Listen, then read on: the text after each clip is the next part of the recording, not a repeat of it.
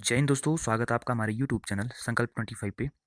दोस्तों, जो Indian polity की जो सीरीज़ हमने अपने चैनल पे स्टार्ट करी थी, उसमें अभी तक हमने 2 चैप्टर कंप्लीट कर लिए हैं। उनमें थे भारतीय का संवैधानिक विकास और चैप्टर दूसरा था भारत की संविधान सभा और उसके निर्माण की प्रक्रिया। तो ये 2 चैप्टर हमने एमसीक्यूज़ के माध्यम से जितने भी पॉसिबल क्वेश्चंस हैं, जितने भी प्रीवियस ईयर क्वेश्चंस हैं, उन सबको डिस्कस कर लिया है। अब दोस्तों, अगला जो चैप्टर आपके सामने है, वह है संविधान के स्रोत। यानी कि जो हमारा भारतीय संविधान है, उसका स्रोत क्या-क्या है, वो उनके उसमें जो प्रावधान है, वो कहाँ-कहाँ से लिए गए हैं, इसको हमने इस चैप्टर में, इस वीडियो में इंक्लूड करा है। तो दोस्तों शुरू करते हैं। दोस्तों, जो हमारा भारतीय संविधान है, हमने आपको पहले ही बताया था कि जो हमारा 70 टू 80% जो कॉन्स्टिट्यूशन के प्रावधान हैं वर्तमान के, वो हमने भारत सरकार अधिनियम 1935 के तहत वहाँ से एडॉप्ट किए हैं, वहाँ से सीधे से हमने ग्रहण किए हैं। लेकिन और भी हमने जो सोर्सेस हैं, कम से कम हमने भारतीय संविधान को बनाने में मिनिमम 50 टू 60 देशों के संविधान का अध्ययन करा है और वहाँ से जो इंपॉर्टेंट सोर्सेस हैं, इंपॉर्टेंट प्रावधान हैं, वो हमने अपने संविधान में इंक्लूड करने की कोशिश करी है। तो उन्हीं प्रावधान को हम यहाँ पर पढ़ेंगे इस वीडियो के माध्यम से, एमसीक्यूज़ के माध्यम से। अगर आप इस चैप्टर को एक बार थ्योरी अगर पढ़ लेते हैं और यहाँ क्वेश्चन आंसर प्रैक्टिस करते हैं, तो डेफिनेटली आपको इस चैप्टर को दोबारा पढ़ने की जरूरत, रिवीजन की जरूरत नहीं पड़ेगी। ओके, तो शुरू करते हैं दोस्तों। क्वेश्चन नंबर पहला है कि भारत के संविधान में उद्देशिका का प्रस्ताव कहाँ से लिया गया है। तो इस क्वेश्चन का सही आंसर दोस्तों ऑप्शन नंबर डी। तो जो हमारे भारतीय संविधान में उद्देशिका यानी कि प्रस्तावना है, उसका कॉन्सेप्ट जो दोस्तों, वो यूएसए के संविधान से लिया गया है। इसी के साथ एक क्वेश्चन और बन सकता है दोस्तों कि भारतीय संविधान में उद्देशिका की भाषा वो कहाँ से लिया गया है, उद्देशिका की भाषा को कहाँ से लिया गया है। तो दोस्तों ऑस्ट्रेलिया के संविधान से लिया गया है। ऑस्ट्रेलिया के संविधान से हमने प्रस्तावना की भाषा को वहाँ से अडोप्ट करा है। ओके, ये आपको याद रखना है। आगे चलते हैं दोस्तों। क्वेश्चन नंबर 2 आपके सामने है, भारतीय राजनीति व्यवस्था में इनमें से कौन सर्वोच्च है। थोड़ा यहाँ पर प्रिंटिंग मिस्टेक हुई है दोस्तों। तो भारतीय जो राजनीतिक व्यवस्था है, उसमें सर्वोच्च कौन है दोस्तों। तो उसमें सर्वोच्च है दोस्तों हमारे भारतीय संविधान में ऑप्शन नंबर बी, संविधान। यानी कि हमारे भारतीय संविधान में भारतीय जो राजनीतिक व्यवस्था है, उसमें सर्वोच्च कौन है दोस्तों, हमारा संविधान। ओके दोस्तों, जो जो ये संविधान है, यह राज्य व्यवस्था के स्वरूप और उद्देश्य का निर्धारण करता है। ओके, हमारे पॉलिटिकल जो स्ट्रक्चर कैसा होगा उसका और उसके एम्स क्या क्या होंगे, उसको डिसाइड करता है हमारा भारतीय संविधान। ओके, और जितनी भी इकाइयों का सृजन होता है, उसका अ, उसका प्रावधान करता है हमारा भारतीय संविधान। ओके, और संविधान से ही शासन के सभी अंग, चाहे वो हमारे सरकार के जितने भी अंग हैं, वो अधिकार एवं शक्तियाँ प्राप्त करते हैं। ओके, तो हमारा भारतीय संविधान सुप्रीम है अपने आप में। सारी जितने भी अंग हैं, जितने भी हमारे सरकार के अंग हैं, या हमारी शासन व्यवस्था को चलाते हैं, उन सबका अल्टीमेट सोर्स कौन सा है दोस्तों, क्या है दोस्तों, वो है हमारा संविधान। ओके, काफ़ी इंपॉर्टेंट है दोस्तों। चलते हैं अगले क्वेश्चन पे। अगला क्वेश्चन है दोस्तों आपकी स्क्रीन पे कि भारत में न्यायिक पुनरीक्षण भारत में न्यायिक पुनरीक्षण निम्नलिखित में से किस देश से ली गई है। जो जुडिशियल रिव्यू का कॉन्सेप्ट है दोस्तों, वो हमारे संविधान में किस देश से ली गई है। इसका सही आंसर दोस्तों ऑप्शन नंबर बी, अमेरिका से। यानी कि दोस्तों जो जुडिशियल रिव्यू का कॉन्सेप्ट है, वो हमारे जो संविधान में है, वो अमेरिका के संविधान से लिया गया है। अब जुडिशियल रिव्यू का अर्थ क्या है दोस्तों। दोस्तों उसका मीनिंग होता है दोस्तों, एक्चुअली जो सुप्रीम कोर्ट होती है, उच्चतम न्यायालय होता है, वो विधानों एवं आदेशों का न्यायिक पुनरावलोकन करता है, यानी कि जुडिशियल रिव्यू करता है। ओके, जो सुप्रीम कोर्ट है, यानी कि हमारी जो लेजिस्लेचर है, वो अगर कोई कानून बनाती है या कोई भी नया नियम बनाती है, तो उसकी जो वैधानिक जांच होती है, जुडिशियल रिव्यू है होती है, वो कौन करती है, वो हमारी सुप्रीम कोर्ट करती है। ओके, अब वो क्या करती है दोस्तों, अगर वो चीज़ें वो विधान या फिर वो आदेश अगर संविधान के प्रावधानों के विरुद्ध हैं, तो हमारी सुप्रीम कोर्ट उस आदेश को या उस विधान को शून्य घोषित कर सकती है। तो ये पावर है हमारे सुप्रीम कोर्ट के पास कि वो किसी भी तरीके से हमारे संविधान का अतिक्रमण नहीं होने देती है, हमारे संविधान के प्रावधानों को ओवरलैप नहीं होने देती है किसी के आदेशों से, किसी के प्रावधानों से। तो ये पावर किसकी है दोस्तों, सुप्रीम कोर्ट की। और इसको क्या कहते हैं, इसको जुडिशियल रिव्यू कहते हैं, और ये हमने अमेरिका के संविधान से अडोप्ट करा है। ओके, इंपॉर्टेंट है। आगे चलते हैं दोस्तों नेक्स्ट क्वेश्चन पे। नेक्स्ट क्वेश्चन जो आपके सामने है, निम्नलिखित में से कौन सा लक्षण भारतीय परिसंघ और अमेरिकी परिसंघ में समान रूप से पाया जाता है। तो इस क्वेश्चन का सही आंसर दोस्तों option number D. Option number D इसका सही आंसर है, संविधान के निर्वचन के लिए परिसंघीय उच्चतम न्यायालय। ओके, तो इस क्वेश्चन का सही आंसर है। आगे चलते हैं। जो अगला क्वेश्चन है आपके सामने कि भारत की संघात्मक व्यवस्था निम्नलिखित में से किस देश से संबंधित है। जो भारत की जो संघात्मक व्यवस्था है, वो किस देश से हमने ली है, वो उसका इस क्वेश्चन का सही आंसर है ऑप्शन नंबर ए, कनाडा के संविधान से हमने भारत की जो संघात्मक व्यवस्था है, जो एक संघ का कॉन्सेप्ट है, वो हमने कनाडा के संविधान से लिया है। तो इस क्वेश्चन का सही answer option number A, Canada से। ओके, याद रखना आपको, ये सोर्सेस आपको याद रखना है दोस्तों, क्योंकि ये क्वेश्चन ऐसे ही पूछे जाते हैं आपके एग्जाम में हूबहू, तो आपको ये याद रखना है। अगला क्वेश्चन दोस्तों कि भारतीय संघवाद किस देश की पद्धति पर आधारित है। सेम क्वेश्चन है दोस्तों, वहाँ पर संघात्मक व्यवस्था लिखा था, यहाँ पर संघवाद लिखा है, दोनों का मतलब एक ही होता है। ओके, और इसका सही आंसर दोस्तों option number B, Canada. Okay, same question है, लेकिन क्वेश्चन का पूछने का तरीका थोड़ा एग्जाम में अलग हो सकता है, आपको घबराना नहीं है उससे, शब्दों को समझना है और कॉन्सेप्ट को समझना है। ओके, अगला क्वेश्चन है भारतीय संविधान में राज्यों का संघ की परिकल्पना। दोस्तों जो हम अपनी प्रस्तावना में पढ़ते हैं भारत नहीं नहीं जो हम अनुच्छेद 1 आर्टिकल नंबर 1 में पढ़ते हैं, भारत क्या है, एक राज्यों का संघ है, यानी कि India is A union of state है। ओके, हमारा देश जो है, देखिए दोस्तों जो लोकतांत्रिक पद्धतियाँ होती हैं वो 3 प्रकार की होती हैं। एक होती है कन्फेडरल यानी कि परिसंघ, एक होता है संघ यानी कि फेडरेशन, और एक होता है यूनियन, उसको भी संघ ही कहते हैं। हिंदी में सेम शब्दों की जो शब्दावली होती है वो सेम होती है, लेकिन इंग्लिश में उनकी अर्थ अलग अलग होता है। तो हमारा देश क्या है दोस्तों, यूनियन है, हमारा देश फेडरेशन नहीं है। ओके, तो आपको याद रखना है। तो इसका कॉन्सेप्ट है दोस्तों, तो इसका कॉन्सेप्ट लिया गया दोस्तों ब्रिटिश नॉर्थ अमेरिका अधिनियम से। ओके, यह जो कॉन्सेप्ट है दोस्तों वो British north America act Canada से प्रेरित है। ओके, भारतीय संविधान के अनुच्छेद 1 के अनुसार भारत क्या है, एक राज्यों का संघ है, यह आपको याद रखना है। ओके, अगर आपको इस प्रकार से दोस्तों एक क्वेश्चन पूछता है, काफ़ी कंफ्यूजन होता है उस क्वेश्चन में कि भारत क्या है, अगर ऑप्शन दिए रहेंगे आपको परिसंघ, संघ, यूनियन और इनमें से कोई, तो आप क्या करोगे दोस्तों, आप संघ चूज नहीं करोगे, आप करोगे यूनियन, क्योंकि यूनियन उसका सही आंसर होता है। ओके, ये आपको याद रखना है। आगे चलते हैं अगले क्वेश्चन पे, क्वेश्चन नंबर 8। तो क्वेश्चन नंबर 8 को डिस्कस कर लेते हैं। भारतीय संसदीय प्रणाली ब्रिटिश संसदीय प्रणाली से इस बात में भिन्न है कि भारत में, तो भारतीय संसद प्रणाली किस बात में भिन्न है, किस बात में डिफरेंस रखती है ब्रिटिश संविधान से, ब्रिटिश संसदीय प्रणाली से। तो इस क्वेश्चन का सही आंसर दोस्तों ऑप्शन नंबर डी, न्यायिक पुनर्विलोकन की प्रणाली। जो हमारे वैसे तो मैक्सिमम चीज़ें जो सिमिलैरिटी हमारे संविधान में मिलती है वो हमारे ब्रिटिश संविधान से मिलती है, क्योंकि ब्रिटिश ने हमको रूल किया था काफ़ी 100-200 सालों तक। तो मैक्सिमम जो हमारे संविधान में जो एक छवि दिखती है वो ब्रिटिश संविधान से दिखती है। ओके, तो केवल ये कॉन्सेप्ट जो जुडिशल रिव्यू का कॉन्सेप्ट है वो हमने अमेरिका के संविधान से लिया है, इसलिए ये ब्रिटिश संविधान में नहीं है। तो इस मामले में हमारा जो संसदीय प्रणाली है वो थोड़ा डिफरेंस क्रिएट करती है British constitution, British parliamentary system और इंडियन पार्लियामेंट्री सिस्टम है। ओके, याद रखना है, इंपॉर्टेंट। आगे चलते हैं दोस्तों, क्वेश्चन नंबर 9 है कि निम्नलिखित में से कौन सा सत्य है। तो देखते हैं दोस्तों, तो इसका पहले सही आंसर देख लेते हैं। इसका सही आंसर ऑप्शन नंबर ए, संयुक्त राज्य अमेरिका में सरकार की संघीय प्रणाली, ये सत्य है दोस्तों। मैंने आपको पहले भी बताया था, संयुक्त राज्य अमेरिका यानी कि यूएसए क्या है, एक वहाँ एक संघीय प्रणाली की सरकार है, यानी कि फेडरल, वहाँ पर आपको सिस्टम ऑफ गवर्नेंस देखने को मिलता है। फेडरल में क्या होता है दोस्तों, एक मजबूत संघ होता है और मजबूत राज्य होते हैं। ओके, उन मजबूत राज्यों का मजबूत संघ होता है दोस्तों। ओके, ये आपको याद रखना है। आगे बढ़ते हैं दोस्तों, क्वेश्चन नंबर 10 में देखते हैं, भारत के संविधान में सम्मिलित समवर्ती सूची किस देश से ली गई है। तो इस क्वेश्चन का सही आंसर दोस्तों ऑप्शन नंबर बी, ऑस्ट्रेलिया से। जो देखिए दोस्तों हमारे संविधान में शक्तियों का विभाजन किया गया है, तो शक्तियों का विभाजन जो किया गया है वो किसमें किसमें किया गया है, 3 भागों में किया गया है, संघ सूची, राज्य सूची और समवर्ती सूची। ओके, तो आपको याद रखना है, समवर्ती सूची का कॉन्सेप्ट लिया गया है ऑस्ट्रेलिया से। ओके, संविधान की 7वीं अनुसूची में इन सूचियों का उल्लेख है दोस्तों। जो 7वीं अनुसूची है, 7th शेड्यूल है, उसमें इन 3 सूचियों का उल्लेख है। ओके, संघ सूची, राज्य सूची और समवर्ती सूची। देखिए हम अपने देश की समवर्ती सूची की अगर बात करें तो उसमें दोस्तों अभी 52 आइटम्स हैं, यानी कि 52 सब्जेक्ट ऐसे हैं जिनको समवर्ती सूची में रखा गया है। देख लेना, ये 52 ही है, आप एक बार करेक्ट कर लेना इसको अपने देख के, इसको कंप्लीट डाउट में है जरा, तो इसको देख लेना आप। तो देखते हैं दोस्तों, जो इंपॉर्टेंट सब्जेक्ट काफ़ी पूछता है एग्जाम में कि इसके सब्जेक्ट को उठा के पूछ देता है कि ये किस सूची में है। तो समवर्ती सूची के पहले देख लेते हैं समवर्ती सूची है क्या। समवर्ती सूची में ऐसे विषय को रखा जाता है दोस्तों जिस पर संघ और राज्य दोनों कानून बना सकते हैं। लेकिन दोस्तों अगर संघ और राज्य के दोनों के कानून में अगर टकराव की स्थिति पैदा होती है तो संघ का कानून उसको सही समझा जाता है राज्य की तुलना में, तो उसको मान्यता दी जाती है। ओके, अब देखते हैं कैसे कैसे कौन कौन से जो सब्जेक्ट हैं वो इसमें रखे गए हैं।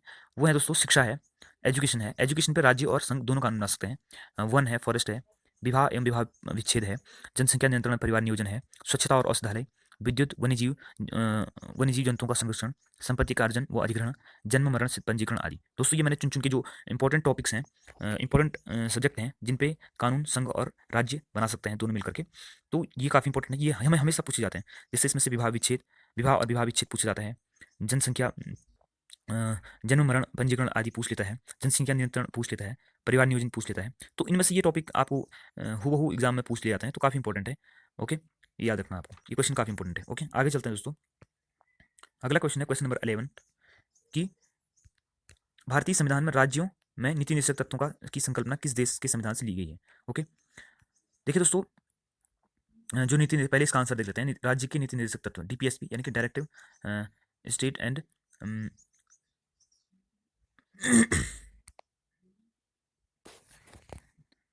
देखिए दोस्तों, डीपीएसपी यानी कि directive principle of state policy. तो ये डीपीएसपी का कॉन्सेप्ट जो लिया गया हमारे देश में, हमारे संविधान में, वो लिया गया आयरलैंड के संविधान से। ओके, ये काफी पूछता है दोस्तों, आयरलैंड के संविधान से लिया गया है डीपीएसपी का कॉन्सेप्ट। इसका सही answer option number B. Okay, DPSP हमारे संविधान के एक्चुअली भाग 4 में उल्लेखित है इनके बारे में, और आर्टिकल 36 से 51 तक हमारे संविधान में डीपीएसपी को रखा गया है। और दोस्तों सबसे बड़ी बात ये परिवर्तनीय है, इन्फोर्सेबल नहीं है। ओके, सॉरी, परिवर्तनीय नहीं है, जबकि हमारे मूल अधिकार यानी कि जो हमारे फंडामेंटल राइट्स होते हैं वो इन्फोर्सेबल होते हैं, यानी कि उनको परिवर्तनीय है। वो अगर लागू नहीं होते हैं तो आप उसके खिलाफ न्यायालय में जा सकते हैं और उनके अधिकारों की रक्षा उसके खिलाफ न्यायालय उस कार्रवाई कर सकता है। ओके, तो ये काफ़ी इंपॉर्टेंट है, ये आपको याद रखना है। ओके, आगे चलते हैं दोस्तों क्वेश्चन नंबर 12 में। क्वेश्चन नंबर 12 आपके सामने है, जो राज्यसभा के गठन में साहित्य, कला, विज्ञान, समाज सेवा में योगदान के आधार पर प्रतिनिधित्व देने के भारतीय संविधान निर्माता निम्नलिखित उदाहरण से प्रभावित हुई। तो जो हमारे संविधान में आपने देखा होगा दोस्तों, राज्यसभा में क्या होते हैं, 12 सदस्य मनोनीत होते हैं। तो उन सदस्यों के मनोनयन की जो प्रोसेस है वो हमने कहाँ से लिया है, कॉन्सेप्ट है, वो भी हमने दोस्तों ऑप्शन नंबर ए यानी कि आयरिश गणतंत्र से यानी कि आयरलैंड के संविधान से लिया गया है। ओके दोस्तों, हमारे राज्यसभा में 12 सदस्य राष्ट्रपति के द्वारा मनोनीत होते हैं, जो साहित्य, कला, विज्ञान और समाज सेवा के क्षेत्र में अग्रणी योगदान जिनका होता है। ओके, ये आपको याद रखना है। आगे चलते हैं, क्वेश्चन नंबर 13 है, भारतीय संविधान में मौलिक कर्तव्यों का विचार लिया गया है। काफ़ी इजी है और हमेशा पूछा जाता है दोस्तों, जो हमारा फंडामेंटल राइट्स हैं वो किस देश के संविधान से लिए गए हैं। इसका सही आंसर है तो ऑप्शन नंबर ए, इसका सही आंसर है अमेरिकन संविधान से। इसके बारे में हम आगे जब मौलिक कर्तव्य वाला मौलिक सॉरी दोस्तों, ये मौलिक कर्तव्य में मुझे लगा फंडामेंटल राइट्स हैं। मौलिक कर्तव्यों का जो कॉन्सेप्ट है दोस्तों, वो लिया गया है दोस्तों आपके रूस के संविधान से, यानी कि रशिया के सोवियत संघ के संविधान से आप लोग बोल सकते हो। इसका सही आंसर ऑप्शन नंबर सी, मुझे लगा वो फंडामेंटल राइट है, फंडामेंटल राइट है, तो इसका सही आंसर ऑप्शन नंबर सी, रूस के संविधान से। दोस्तों जो फंडामेंटल राइट्स होते हैं वो हमारे संविधान में किस में है, आर्टिकल 51 कॉम है। ओके, ये आपको याद रखना है, 51 कॉम है। लेकिन जो हमारा जो फंडामेंटल वो था संविधान था, ये मूल संविधान था, उसमें ये इनका प्रावधान नहीं था। इनको 42वें संविधान संशोधन 1976 द्वारा सम्मिलित किया गया। ओके, और अगर पूछे किसकी सिफारिश पे इनको हमारे संविधान में सम्मिलित किया गया, तो सरदार स्वर्ण सिंह समिति की सिफारिश पर इनको शामिल किया गया। प्रारंभ में इनकी संख्या कितनी दोस्तों, 10 थी, लेकिन जो 86वें संविधान संशोधन 2002 हमारे संविधान में कॉन्स्टिट्यूशनल अमेंडमेंट किया गया, उसमें 11वां मौलिक कर्तव्य जोड़ा गया, जिसमें ये प्रावधान किया गया कि 6 से 14 वर्ष की आयु के बच्चों के माता पिता या संरक्षक का यह कर्तव्य होगा कि वे स्वयं पर आश्रित बच्चों को शिक्षा प्राप्त करने का अवसर प्रदान करें। ओके, ये हमारा 11वां मौलिक कर्तव्य हमारे संविधान में जोड़ा गया, काफ़ी इंपॉर्टेंट है।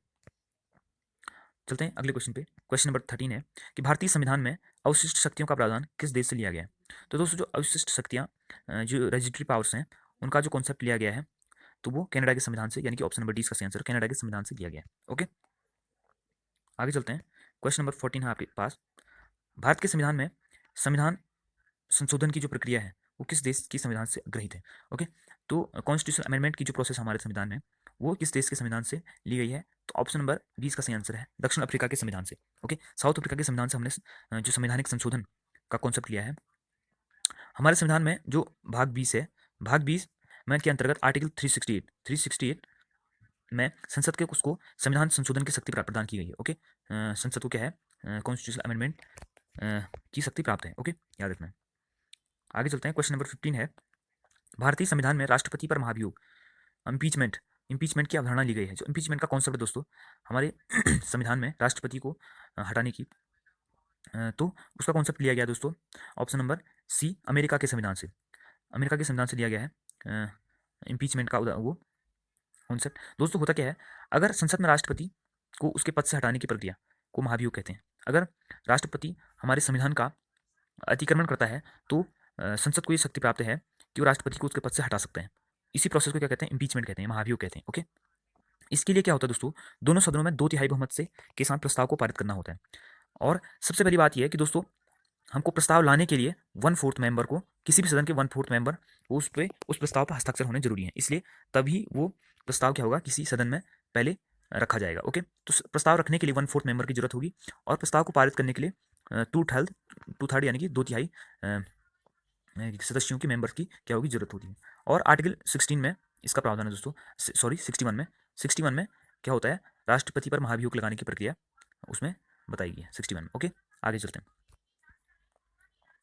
तो क्वेश्चन नंबर 16 है आपके सामने कि भारतीय संविधान के अनुच्छेद 21 में वर्णित विधि द्वारा स्थापित प्रक्रिया का विचार कहाँ से लिया गया है? तो इसका सही आंसर है दोस्तों ऑप्शन नंबर, जो विधि द्वारा स्थापित प्रक्रिया है उसका जो कॉन्सेप्ट है दोस्तों, ऑप्शन नंबर सी यानी कि जापान के संविधान से लिया गया है। Okay, due process of law, sorry यहाँ पर मैंने ये इंग्लिश में थोड़ा मिस्टेक हो गई है, तो ड्यू प्रोसेस ऑफ लॉ ये लिया गया है दोस्तों जापान के कॉन्स्टिट्यूशन से। ओके, आगे चलते हैं। क्वेश्चन नंबर 17 है, शून्यकाल यानी कि 0 आवर संसदीय व्यवस्था किस देश से ली गई है? जो शून्यकाल हमारे संसद की जब मीटिंग होती है दोस्तों, तो उसमें एक टाइम आता है जिसको शून्यकाल कहते हैं। तो इस शून्यकाल का प्रोसेस कॉन्सेप्ट कहाँ से लिया गया है दोस्तों? इसका इजाद भारत ने स्वयं किया है। भारत की जो भारत ने ही अपने संविधान में इसको शून्यकाल की एक अवधारणा को ग्रहण किया है। इसको एक्चुअली जो हमारी मीडिया है उसने इसका नामांकन किया है। इसमें होता क्या है दोस्तों, भारतीय मीडिया ने इसका नामांकन किया है। इस काल में लोकहित के विषय पूछे जाते हैं, लोक हित के जो सब्जेक्ट हैं उन पर प्रश्न पूछे जाते हैं मंत्रियों से। ओके, प्रश्नकाल शून्यकाल आपने सुना होगा, संसद की कार्यवाही की ये टाइमिंग होती है। ओके, चलते हैं आगे अगले क्वेश्चन पे। क्वेश्चन नंबर 18 है, भारतीय संविधान में आपात उपबंध इमरजेंसी का जो कॉन्सेप्ट है, क्या अवधारणा किस देश से, किस संविधान से ग्रहण की गई है? तो इसका सही आंसर दोस्तों ऑप्शन नंबर बी, जर्मनी के संविधान से हमने आपात उपबंध लिए हैं। ओके, जो 3 तरह के जो इमरजेंसी के फॉर्म हमको देखने को मिलते हैं अपने कॉन्स्टिट्यूशन में, 3 तरह की इमरजेंसी हमारे संविधान में देखने को मिलती है। 352 में क्या है दोस्तों, राष्ट्रीय आपात का प्रावधान है। ओके, और 356 में जो है राष्ट्रपति शासन जो हमारे राज्यों में लगता है, और 360 में वित्तीय आपात यानी कि फाइनेंशियल इमरजेंसी लगती है। ओके, तो 3 प्रकार के आपात उपबंध है हमारे कॉन्स्टिट्यूशन में, तो इसका कॉन्सेप्ट लिया गया था जर्मनी से। ओके, आगे चलते हैं दोस्तों। क्वेश्चन नंबर 19 है कि भारतीय संविधान में सशक्त केंद्र की अवधारणा किस देश से ली गई है? केंद्र राज्यों की तुलना में अधिक पावरफुल होगा, इसका कॉन्सेप्ट है हमारे भारतीय संविधान में कहाँ से लिया गया दोस्तों? इसका सही answer option number C, Canada के संविधान से। सशक्त केंद्र की जो अवधारणा है दोस्तों, वो हमारे देश में हमारे संविधान में कहाँ से ली गई है?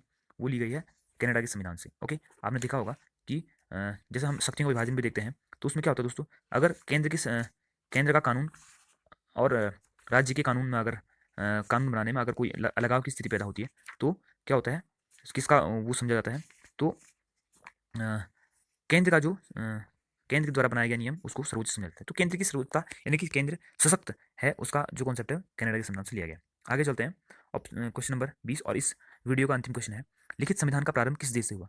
तो इसका सही आंसर दोस्तों ऑप्शन नंबर डी, अमेरिका के संविधान से। दोस्तों अमेरिका के संविधान से लिखित संविधान की शुरुआत हुई, और पहला लिखित संविधान अमेरिका का संविधान है, और यूएसए का जो संविधान है वो प्रथम पूर्ण लिखित संविधान है। यह विश्व का सबसे छोटा लिखित संविधान है, क्योंकि इसमें कितने अनुच्छेद हैं दोस्तों, ऑप्शन नंबर इसमें 7 ही अनुच्छेद हैं, और जबकि भारत का संविधान विश्व का सबसे बड़ा लिखित संविधान है, आपको याद रखना है। 395 इसमें वो अनुच्छेद है, मूल अनुच्छेद 22 भाग, और 12 अनुसूचियाँ इसमें अभी वर्तमान में है। ओके, ये आपको याद रखना है। तो दोस्तों ये संविधान के निर्माण में जो स्रोत हमने यूज़ करे थे, सोर्सेस हैं, उसको हमने इस वीडियो में कवर करा। अब देख लेते हैं दोस्तों कुछ इंपॉर्टेंट सोर्सेस की हम बात कर लेते हैं दोस्तों। जो अमेरिका से हमने मेन जो चीज़ें हैं अमेरिका से हमने अडॉप्ट करी हैं, जैसे मूल अधिकार का कॉन्सेप्ट, राष्ट्रपति पर महाभियोग जो हमने अभी पहले चर्चा करी है, स्वतंत्र न्यायपालिका और न्यायिक पुनरावलोकन का सिद्धांत, उपराष्ट्रपति का पद, वित्तीय आपात, संविधान संशोधन में राज्य विधायिकाओं द्वारा अनुमोदन का प्रावधान। तो इस प्रकार का जितने भी 3-4 कॉन्सेप्ट हैं ये हमने अमेरिका के संविधान से लिए गए। ऑस्ट्रेलिया के संविधान से हमने देखा था प्रस्तावना की भाषा और समवर्ती सूची ली गई थी, और केंद्र राज्य संबंध, शक्तियों का विभाजन, ये कॉन्सेप्ट हमने ऑस्ट्रेलिया के संविधान से लिए। ओके, और सोवियत संघ से देखते हैं, यानी कि रूस से हमने जो लिए थे वो थे मूल कर्तव्य, काफ़ी इंपॉर्टेंट है। ओके, और जर्मनी से आपात उपबंध यानी कि इमरजेंसी का कॉन्सेप्ट लिया है। ओके, और ब्रिटिश के संविधान से, क्योंकि ब्रिटिश ने हम पे रूल करा था, हम कॉलोनी थी ब्रिटिश गवर्नमेंट की, तो काफ़ी हमारे संविधान में जो देखने को मिलता है, हमारा संविधान जो प्रभावित है वो ब्रिटिश संविधान से ही ज़्यादा है। तो संसदीय शासन प्रणाली जो हमारा पार्लियामेंट्री सिस्टम ऑफ गवर्नेंस है वो हमने ब्रिटेन के संविधान से लिया गया है। और लोकसभा के प्रति मंत्रिमंडल का सामूहिक उत्तरदायित्व, हम देखते हैं जो हमारी लोकसभा होती है वो जो मंत्रिमंडल होती है वो लोकसभा के प्रति उत्तरदायी होती है, रिस्पॉन्सिबल होती है, अकाउंटेबल होती है। तो उसका कॉन्सेप्ट जो आर्टिकल 75 के क्लॉज 3 में है, तो उसका कॉन्सेप्ट भी हमने ब्रिटिश संविधान से लिया गया है। और राष्ट्र के प्रधान के रूप में राष्ट्रपति की औपचारिक प्रधानता, जो हमारा राष्ट्र का नॉमिनल हेड होता है वो राष्ट्रपति होता है, लेकिन जो एक्चुअल हेड होता है वो प्रधानमंत्री होता है। तो इसका कॉन्सेप्ट भी हमारा कहाँ से लिया गया है, ब्रिटिश संविधान से प्रेरित है। ओके, और एकल न्यायिक प्रणाली ये भी हमारे ब्रिटिश संविधान से है।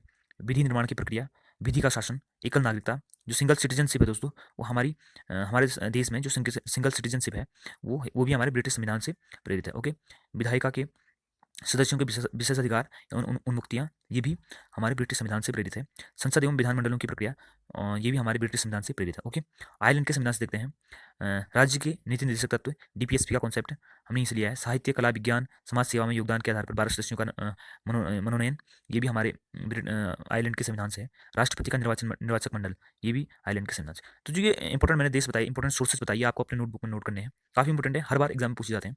तो उम्मीद है दोस्तों आपको ये वीडियो पसंद आई होगी। अगर पसंद आई है तो प्लीज़ लाइक कीजिए, इसको शेयर कीजिए अपने दोस्तों के साथ, और हमारे चैनल को अभी तक आपने अगर सब्सक्राइब नहीं किया है तो प्लीज़ चैनल को सब्सक्राइब कर लीजिए। फिलहाल के लिए मिलते हैं अगली वीडियो में। धन्यवाद, जय हिंद।